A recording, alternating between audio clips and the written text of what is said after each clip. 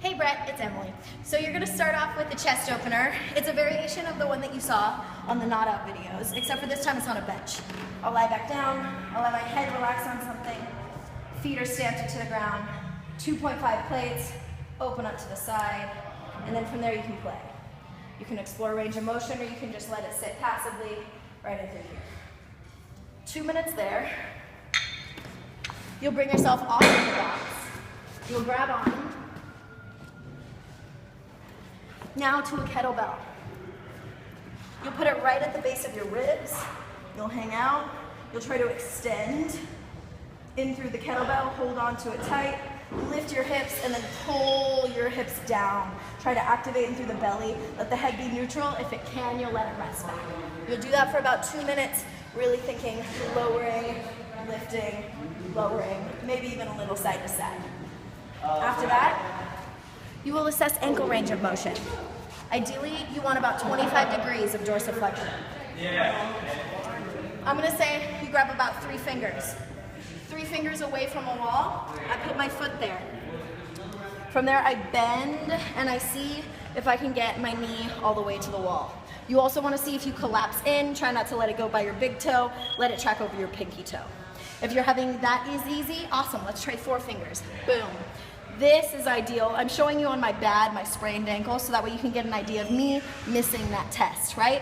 So that I'm gonna grab on to my kettlebell and spend basically like maybe 90 seconds, starting off at the side of the Achilles, right where your kind of soleus is, flexing, pointing, going round and round. Oops.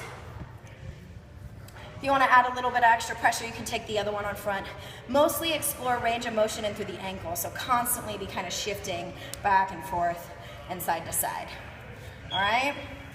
After you're done with that, we got to fire things up. So you're going to grab onto a light resistance band. Hold, please.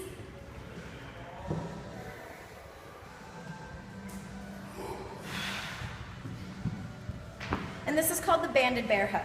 You're going to grab onto something light enough that you can reach your finger, extend through your arms, and roll your shoulders down. Notice that I am Notice that I am super tight right in through here. I'm not lax, I am rolled back.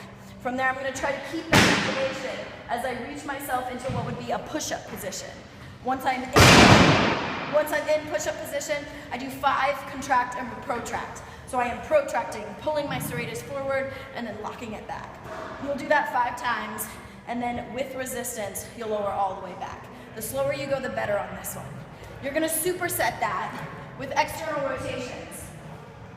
I like to use a band. This is called crossover symmetry. It's a really awesome kind of cable, but you can also do this with a resistance band.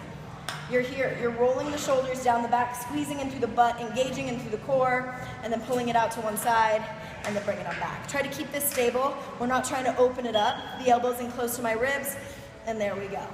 I believe you have, let's find out. You have 15 of those, so it is 3 supersets, 3 banded with 5 protract, and then 15 external rotations on both sides, all right? And last but not least, you're gonna end up in a wall squat. You have 2 of them, so you'll do about 90 seconds. Coming over to a wall, feet shoulder width apart, butt to the wall, sink down into a squat, so look at that, upright torso. From there, you just play around.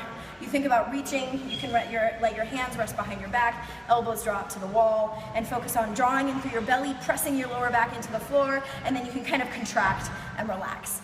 If 90 seconds is too long, that's okay, give yourself a little break, and then head right back in. This all leads us up to our final thing, which would be our pole squats. You're gonna hold on to a rig, hold on tight, or high rather, and then I get down into the bottom of my squat. I'm holding on to the rig for your dear life so that way I can improve that upright torso.